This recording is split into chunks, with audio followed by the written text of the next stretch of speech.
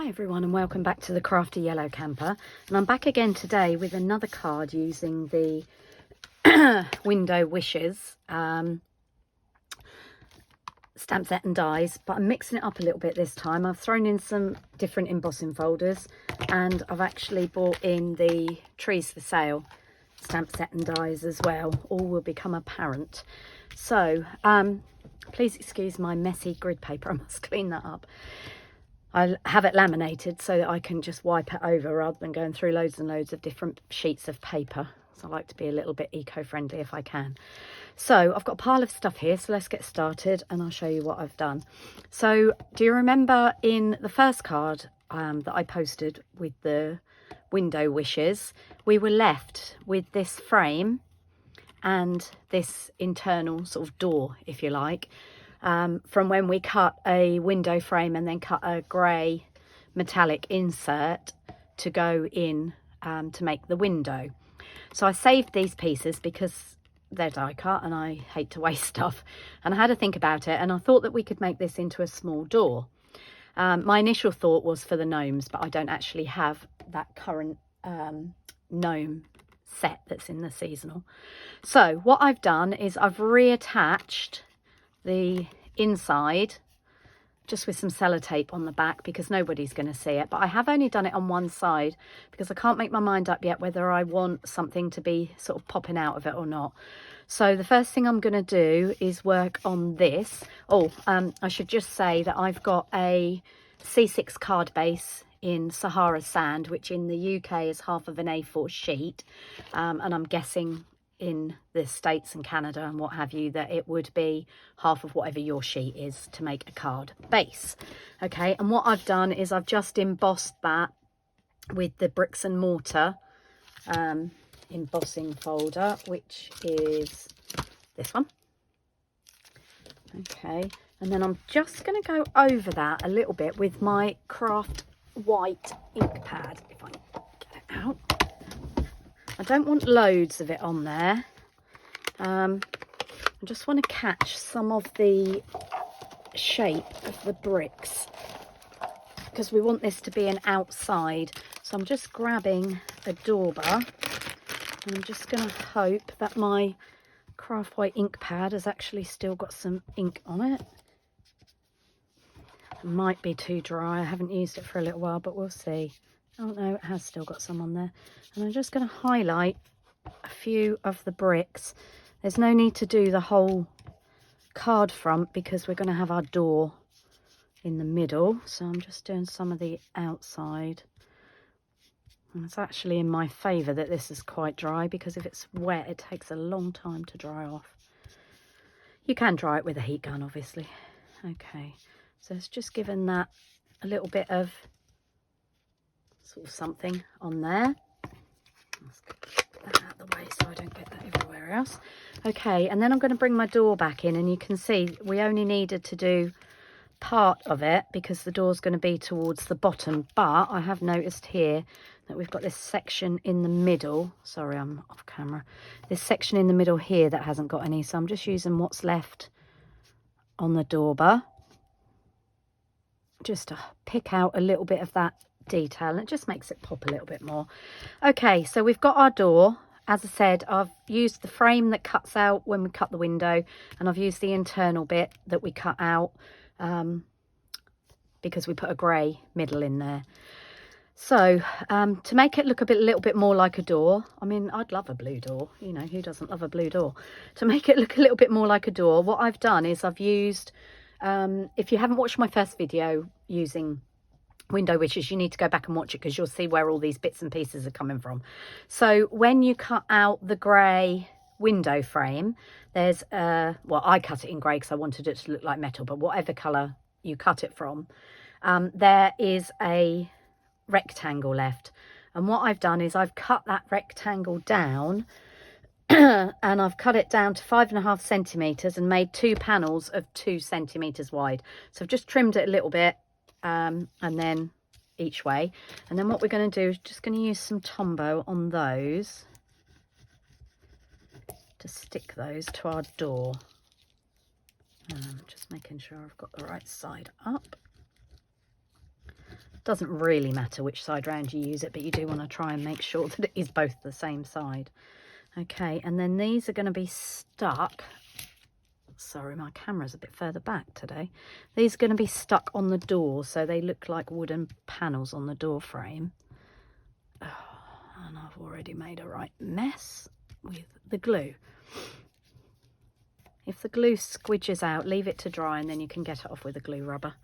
Okay, so that's our wooden panels on there. And then what I wanted to do was have the little wreath.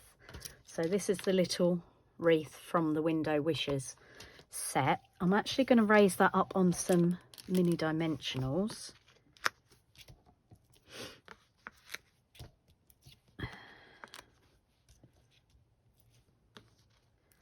I'm putting 4 dimensionals around that. The mini dimensionals are just the right size so that you can't see them, but if you haven't got mini ones you can cut down the edges on the larger dimensionals, but the mini ones are a good thing to have in your stash. Okay, there isn't a particular right and wrong way up on that, and I want that to look like it's hanging from the top of the door frame. So we're just going to pop that up there. Now, I can hear you all yelling, but yes, you can't open the door. But I don't want to open it properly because otherwise you'd see the sellotape on the back. I just want to be able to have something slipping out from behind there. You'll see in a minute, all will become clear. And then I've also cut this little bow from some cherry cobbler scraps that I just had left. These kind of seam building cards are great for using all your scraps up because nothing is very big. Okay, and we're going to pop that bow on our wreath at a little bit of a jaunty angle. Okay, now we're going to stick that to our card, and this time I'm going to use larger dimensionals so we don't have to use so many. And I'm going around the edge of the frame. As I said before, I haven't made my mind up yet, but I might want to just be able to pop something out through the door. So I'm not going all the way down with strips. I don't want to be able to open the door because we would be able to see the sellotape on the back. If you wanted to do that, you would have to find a much better way of attaching the two together. Okay, now the reason I'm sticking this on now is because I want to add some other elements to that wreath. So I'm sticking that onto the card front, and I'm doing it nearer the bottom of the card, and because we've got that distressed look on the bricks, I'm just going to pick up a little bit of that on the door. Again, I'm just using the ink that's left on my dauber just to make that pop. And I've used the Timber 3D embossing folder for the woodwork, and just added that little bit of sort of distressed paint look with the dauber just to pick out the detail a bit more. Okay, a little bit on there, but that'll be fine. Okay, then what I've done is I've swapped onto the trees for sale. I haven't actually stamped them. What I've done is I've used this die which cuts the outside shape of the larger tree, and then there's a die that cuts this detail. But what you can do is just cut that. So I've cut the background die in Evening Evergreen, and then I've cut the topper in Soft Succulent, and I'm just going to stick those two together. Now that is a job for Tombow. I don't know why, but I seem to get in more of a mess with the fine tip glue pen than I do with the Tombow. So again, you just want tiny little bits of glue on the back. You don't want loads.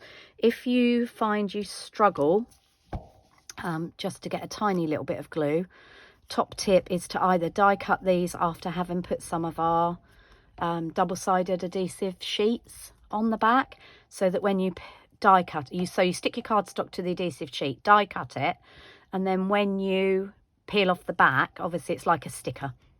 So that's one way of doing it. Another way, if you haven't got any of those, of doing it is to use a silicone mat and put a little bit of wet glue, Tombow multi-purpose, on your silicone mat and sort of drag it through, or some people put it on their hand here and just sort of dab.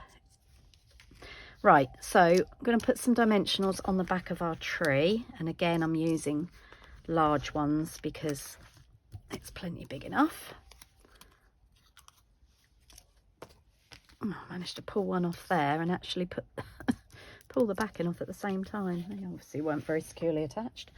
Okay, so our tree is going to sit here, so it looks like it's beside the door. And then what I did is I cut a little dog. So the dog, I did stamp this. The dog is from the Trees for Sale, and there is a matching die to cut it out. Unfortunately, these dies aren't available to buy. They were a celebration item, and that just happens to coordinate with that stamp set. Now, I can't make up my mind whether I just want the dog to be sitting there looking like he's waiting to be let in, or whether I wanted to flip that up a little bit. But I think what we're going to do is just go with him sitting at the front looking like he's waiting to go in. And we need a couple of mini dimensionals for our dog. Okay. Again, as I said, if you haven't got the mini dimensionals, you could just cut the edges down on the large ones. Okay, so he's sitting there looking like he's going to go in. And then I had quite a lot of space up here. Now, my first thought was to put a greeting there, but you don't generally see a greeting outside somebody's front door, do you? So I thought I'd save that for inside. So what I've done is I've used the die for the lights, which is this one. There is a stamp, which is this. So if you don't have the dies, you could just stamp that. But I do have the dies, so I've just cut that from a piece of basic white. And what I'm going to do, I just need to bring in my piece of scrap paper so I don't add even more mess to my grid paper, which I promise I will clean before I make another video. What I'm going to do, this is the light smoky slate blends pen, and I'm just going to colour, well, if it'll stay still, in between where the light bulbs would be, because that is the bit that would be the wire. Okay.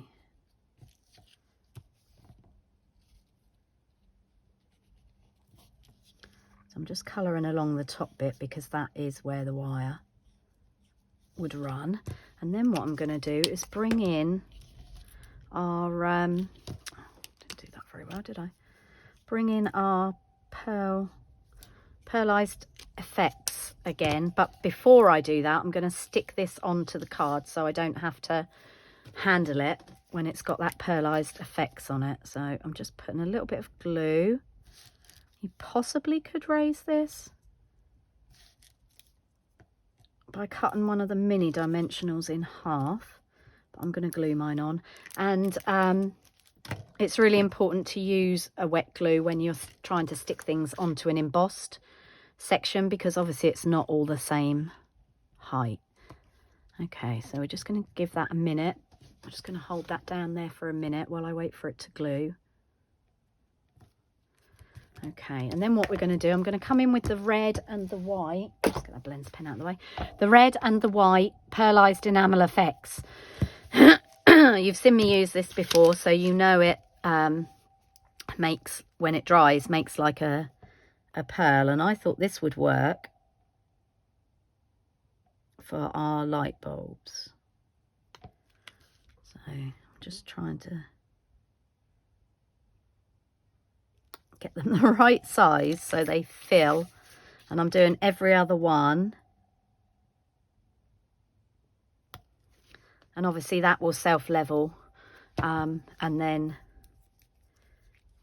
set. But it won't set flat. So this one's the white one. Yeah, again, if you haven't got this, you could use pearls. You could use our basic pearls, and you could colour some red with a red blends. But I just thought this would add dimension, as would the pearls. As I said, if you don't have this pearlized effects, I mean, I think you really need to buy it because it's just brilliant. And I've used it so much. But if I just hold that up, you can see it looks like I've stuck pearls on there. So we've got the white, the red. And as you can see, as it comes out, it sort of domes itself. And then it will dry domed, but also pearlized. So it looks like a light bulb. Okay, so what I'm going to do is just add an inside into that card. obviously I now can't lay this flat, so I'm just going to pop that up there for a minute out of the way because I don't want to knock it. Let's get rid of our piece of scrappy paper. Now, with regard to sentiments, we have got in the trees for sale this You Light Up the Season, which I thought would be quite nice. You've got Christmas greetings, you've got So Very Merry. I thought the You Light Up the Season, because we've got our lights, would be quite nice.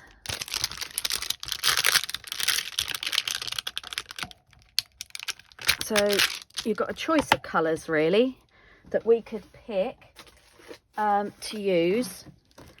I'm going to do my usual trick again with the sentiment.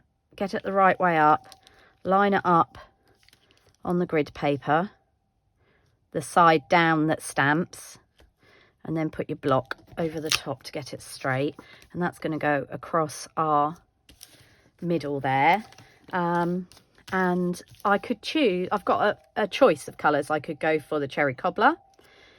I could go for either one of the greens.